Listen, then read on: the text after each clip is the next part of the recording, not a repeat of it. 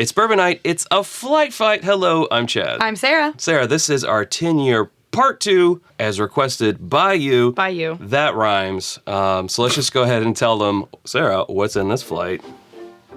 First up, we have Bulleit 10-year at 91.2 proof. The winner of our first 10-year flight fight, Russell's Reserve 10-year at 90 proof. Tin Cup 10-year American Whiskey at 84 proof. And Jack Daniel's 10-year at 97 proof. So, all under 100 proof. Yeah. Not all bourbons. I do think that's worth noting, but correct. That was upon with the requests we got, right? Yeah. Totally fine. They're all American whiskeys, so that's fine. Mm-hmm. Yeah, that Tin Cup 10-year one also, being 84 proof kind of, we'll see how it plays out. Of course, the Jack Daniel's, you could say it's bourbon, but we don't want to get into that. It's classified as Tennessee whiskey. It's classified as Tennessee whiskey, so that's just where we will leave it.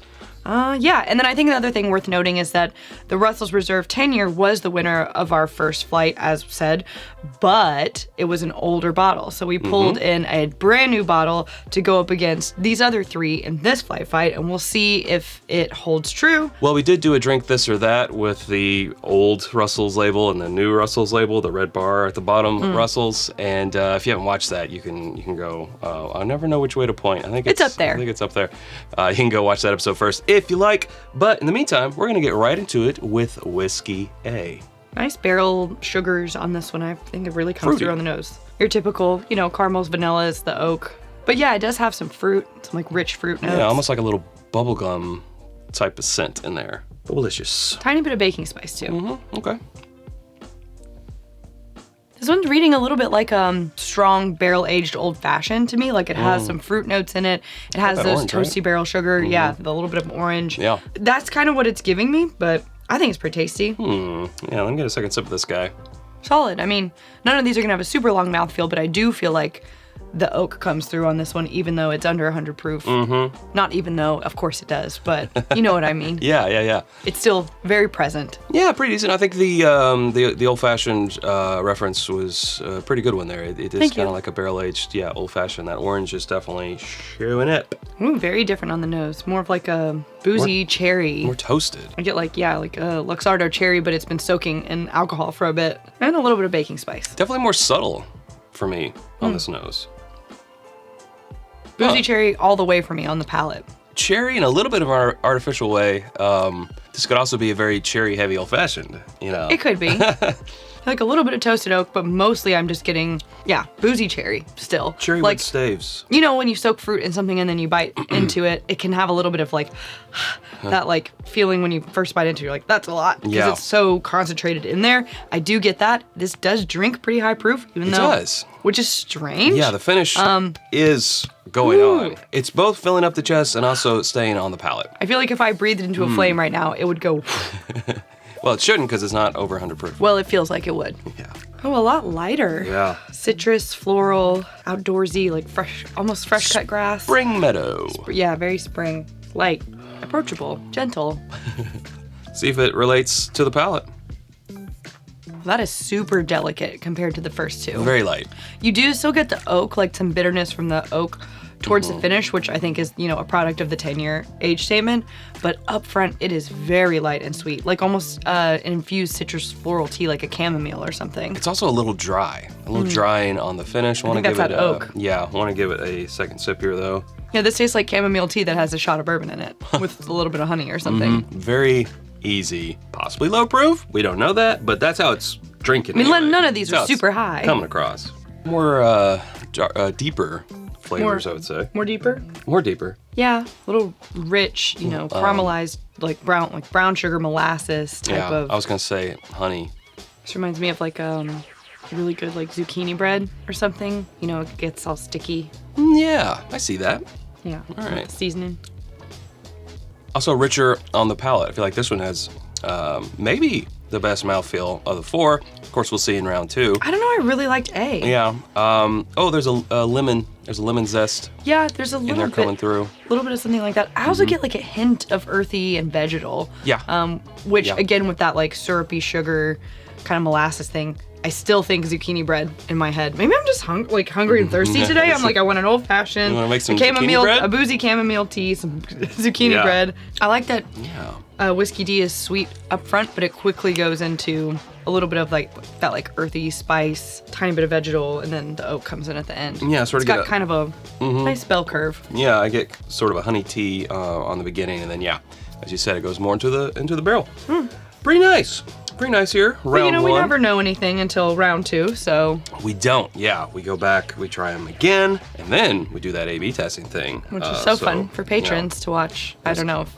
I think they like it. I think they like it. Yeah, that's the part we show to our Patreon community. And speaking of them, we want to take a little break and tell you about our home on the internet. It's whiskyambitions.com. It's where you can get the Rye or Die t-shirt that I'm wearing. Also available in green because Rye. It's got that on the back. Hat. All the Glencairns we're drinking from. Also our sweaters and hoodies and other t-shirts. Our Elemental Elixir cocktail syrup is sometimes hard to say. And all that stuff, guess what? It's Memorial Day weekend. That's right. From now until Monday at midnight, you can get 10% off, plus free shipping on orders over $100 for a Memorial Day sale. So definitely take advantage of that. On everything except for stuff that's already on sale. It's already on sale. At whiskyambitions.com. And you can become a patron at patreon.com/itsbourbonnight and join our community for as little as $1 a month. And as we said, that is where they will get to see our A/B testing back and forth. We just cut it out here to save time. They also get access to our exclusive barrel picks, events, and more. Yeah, see these beautiful names scrolling here. Look at them go. That is our Patreon community, and what a great community they are. They do support us so well. All right, folks, we're going to take a little break. We'll be right back. And we're back. Thanks for sticking around. This is going to be round 2. Things always change in round 2. Not always, but most. Well, yeah. More you is learn, eliminated. You learn more. True. In round 2. We are going to start with A again. Some people say, why don't you mix up the order? We will do that in our A/B test. We will do that in the A/B testing. We test things back to back that weren't back to back, so doesn't matter. Here we go. I think this is my favorite nose. Now I get cotton candy on it. I mean, it's pretty sweet. I'm still getting old fashioned, like barrel aged old fashioned. Maybe it's one of those, newer cocktails that they garnish with a little sprig of cotton candy. A sprig of cotton candy. They're grown in sprigs. Interesting. Okay. I'm a big fan of A. I think A comes across as having the most maturity. It does have some tobacco now that's coming through with that oak. Fruit notes. And the fruit notes on it. A is good, but let's see what happens. Ooh, I feel like this nose has opened up. Yeah, I'm actually getting something this time. It's almost like sweet apples. Yeah, cooking apples. Like Granny Smith, definitely, with a tartness. On top, Yeah, there's like a sweet tart. Not sweet tarts. A sweet and tart. Tart. Yeah. Commas are important. Commas are. I just feel like it doesn't quite carry through and deliver on the palate. It falls a little flat towards the finish. Yeah. It falls a little more than a little flat. And I don't know if I said this on B the first time through. I think I said it on C maybe, but this one's dry. Or did I say that on B? I think that you did, but I can't recall. Well, if I did, I agree with me. I think it is a little dry. Could be a second sip thing. Let me do it. I mean, a little less dry, but I am getting the cooked apples on the palate too. Yeah, a little bit. It's just not as strong as it is on the nose. These are all sort of sweet. On B the first time, I was just thinking back. We said cooked apples, like Granny Smith tart apple.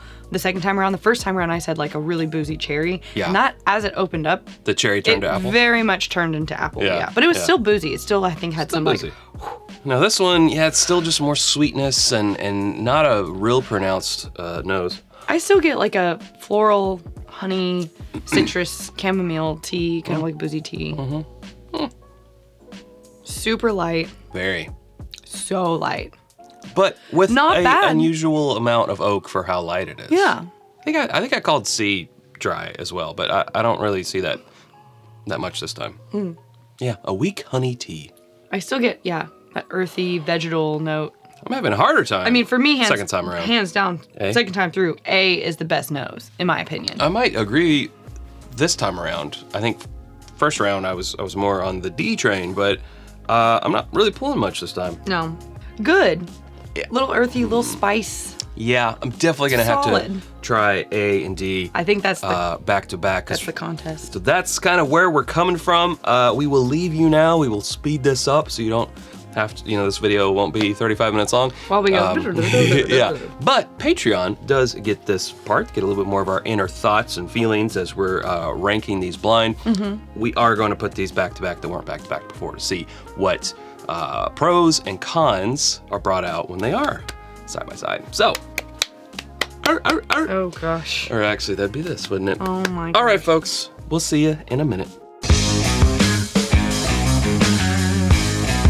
back, and it's results time.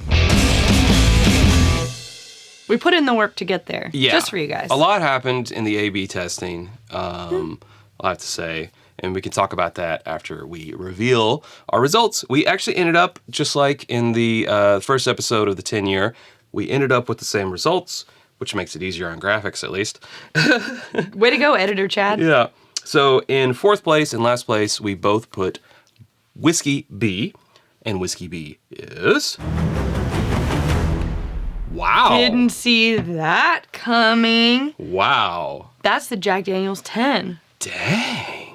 Didn't see that coming. Did not see that coming. Wow. Now, we should have said this top of episode, but this is batch 1 of the 10-year. We have not had the opportunity to even purchase any of the other batches of Jack Daniel's 10-year. So we used the one that we had. It was the first release of 2021.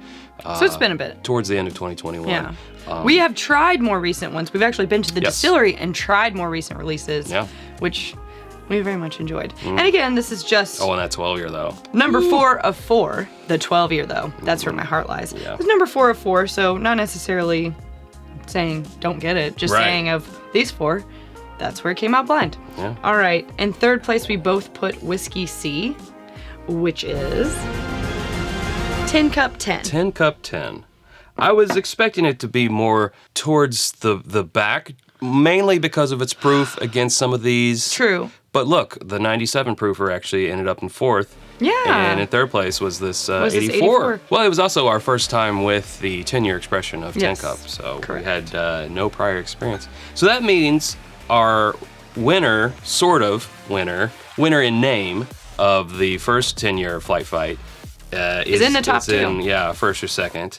And We have Whiskey D in second place, but I think we should just go ahead and reveal Whiskey A. our winner of winner. this part 2 10-year whiskeys, is Whiskey A is... Whoa! Bulleit 10. The Bulleit 10-year. Huh. Wow. Now, we went out and got a new bottle Fascinating. of the Bulleit 10 because the one we had was like dangerously low and been there for a while. So we got a brand new bottle. This is the first pour of it. I like it. Yeah, you know? I will say this, what you guys didn't get to see and what Patreon did get to see in the A/B testing was just how close I was between A and D. It was close. Putting in first. And it was actually it was more with the third and fourth, but you said something that kind of clicked in, and I went with that. I was talking about how one of these was a little boring, and you said I'd rather Between have B and C. Yeah, I'd rather have 2 or 3 glasses of something that might be a little boring than 2 or 3 glasses of something that, you know, is making me go kind of, like a little, there's a little twinge in here. And I was like, that's true. You don't want to sometimes mistake that twinge as whatever it may be, more proof or personality or umph. If it makes me go, huh, then I don't want 2 or 3 of them. I would rather have 2 or 3 of something that makes me go, Yeah, and ultimately, to a much lesser degree, but I did translate that to the battle between A and D. I was like, which one of these would I want to have 2 or 3 glasses with and just be completely fine? The answer is both of them. Both. But by a whisker. By a whiskey. By a whiskey, it was A. It's going to be in Bulleit 10-year. Interesting. I would be intrigued to see how the Bulleit 10-year did against our old Russell's 10. Like, would that change? Had we used that old bottle instead of bringing in the new bottle in Whiskey D, would that have changed the order or would it have remained the same? I guess we'll never know.